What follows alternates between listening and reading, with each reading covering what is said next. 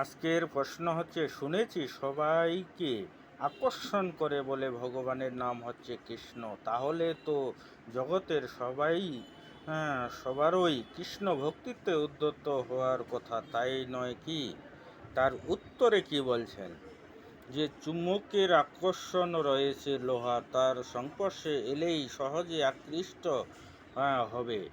চুম্বকের মতো শ্রীকৃষ্ণের প্রতি আকর্ষণের লোহারূপ জীবেরা আকৃষ্ট হবে, এটা স্বাভাবিক। কিন্তু লোহাতে মরিচা আস্তরণ থাকলে ওটা আকৃষ্ট হয় না।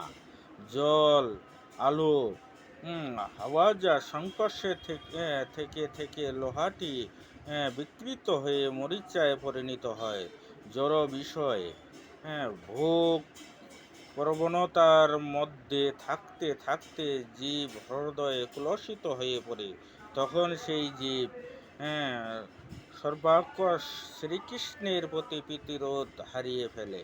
শ্রীকৃষ্ণর ভক্তি হচ্ছে জীবের স্বাভাবিক অবস্থা, এবং কৃষ্ণ ভক্তিহীনতা হচ্ছে জীবের বিকৃত অবস্থা।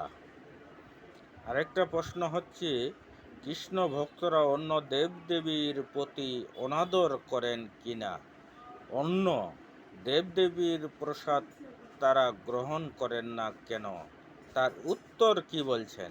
কৃষ্ণ ভক্তরা অন্য দেবদেবীকেও পরমেশ্বর শ্রীকৃষ্ণের দাসী জ্ঞানে শ্রদ্ধা করেন, কিন্তু দেবদেবীর উপাসকরা যেহেতু অমধ্যভোজী হন কিংবা কৃষ্ণ প্রসাদ সেই দেবদেবীকে নিবেদন করেন না, সেই জন্য কৃষ্ণ ভক্তের সেই প্রসাদ আদর নেই।